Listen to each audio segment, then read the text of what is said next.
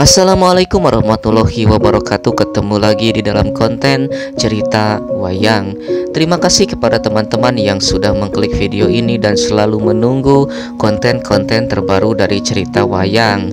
Kali ini kita akan meneruskan cerita dengan kelahiran anak pertama dari Prabu Yudhistira.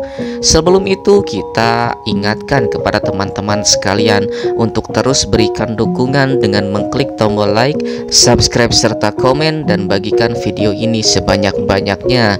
Mari kita simak ceritanya bersama-sama. Di negara Amarta, yaitu sang permaisuri dari Prabu Yudhistira, Dewi Drupadi sedang mengandung dan sebentar lagi akan melahirkan. Dewi Drupadi mempunyai keinginan bahwasanya dia ingin dibuatkan sebuah patung daripada Resi Abhyasa sedang membaca kitab. Prabu Yudhistira bermaksud untuk mengabulkan permintaan tersebut, namun ditentang oleh Prabu Batara Kresna. Batara Kresna beranggapan bahwasanya patung tersebut akan membawa sial dan membawa malapetaka.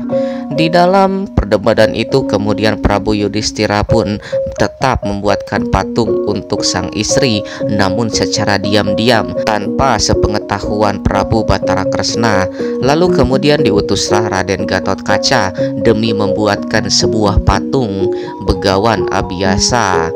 Raden Gatotkaca kemudian menyusuri hutan dan gunung-gunung batu demi mendapatkan batu yang bagus.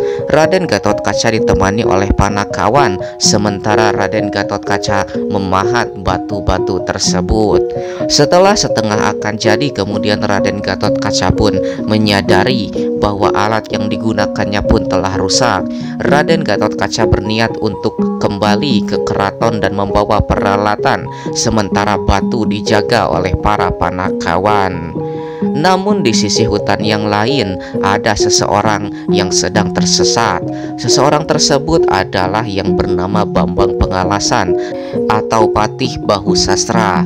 Patih Bahusastra diutus oleh sang raja, yaitu dari negara Paranggumiwang, untuk menuju ke negara Wirata. Sebab di negara Wirata ada sebuah pasar yang sangat megah dan besar dan menjadi destinasi wisata bagi negara-negara tetangga. Apalagi pasar tersebut berbentuk seperti ular naga, yang dimana para pedagang berada di dalam perut naga dan di sekitar sepanjang tubuh naga tersebut. Tentu saja sang Prabu Paranggumiwang juga ingin membuat sebuah pasar yang sama dengan negara Wirata demi meningkatkan perekonomian negara. Pasar tersebut nantinya akan berbentuk hewan sapi yang sedang duduk.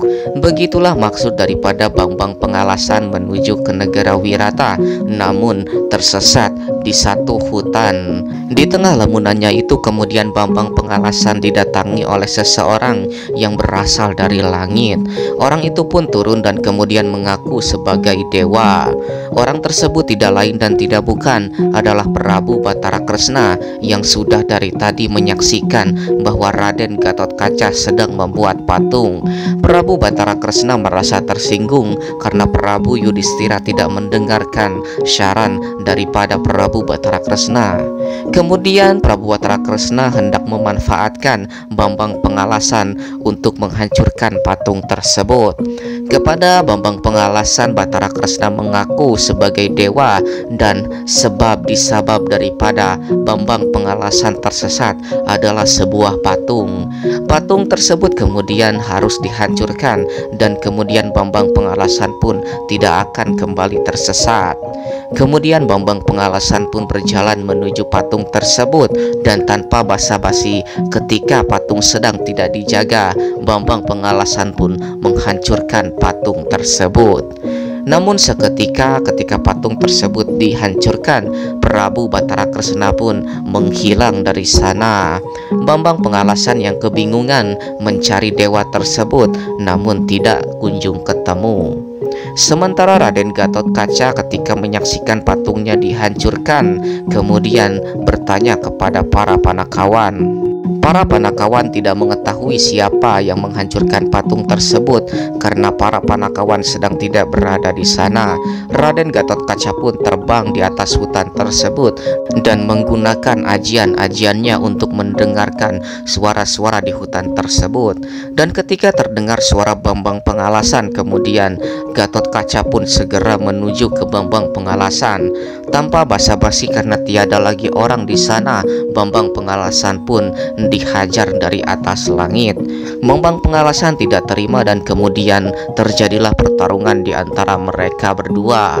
Bambang Pengalasan kemudian jatuh tersungkur dan berhasil dikalahkan oleh Raden Gatotkaca.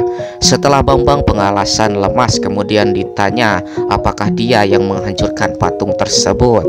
Bambang Pengalasan kemudian menyatakan bahwa dialah yang menghancurkan patung tersebut, namun diperintahkan oleh seorang dewa. Namun setelah patung itu dihancurkan, sang dewa itu pun hilang dan Bambang Pengalasan pun sedang mencari-cari dewa tersebut. Ketika ditanya ciri-ciri dewa tersebut, ternyata ciri-ciri tersebut dekat kepada Prabu Batara Kresna. Gatotkaca pun meyakini bahwa itu bukanlah dewa, namun Prabu Batara Kresna.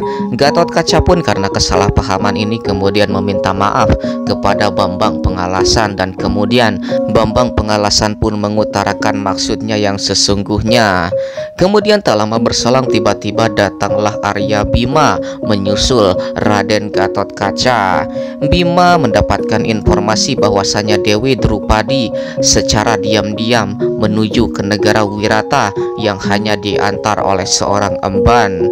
Bima dan para Pandawa yang lain sedang menuju ke negara Wirata, namun Bima sengaja menjemput Raden Gatotkaca. Bima mendapati bahwa Gatotkaca sedang menangkap Bambang Pengalasan, kemudian bertanya. Bambang Pengalasan kemudian menjelaskan dan kemudian mereka pun pergi bersama menuju ke negara Wirata. Di pasar negara Wirata sendiri, Dewi Drupadi ditemani oleh Bibi Emban sedang melihat-lihat pasar tersebut.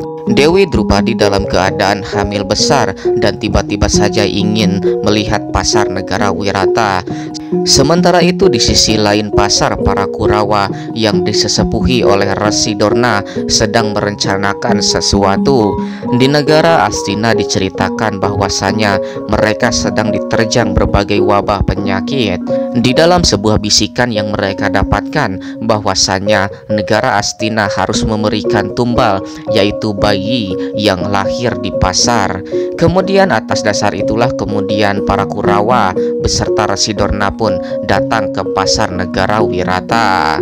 Demi untuk mendapatkan bayi yang lahir di pasar, kemudian Resi Dorna pun menyusun sebuah rencana.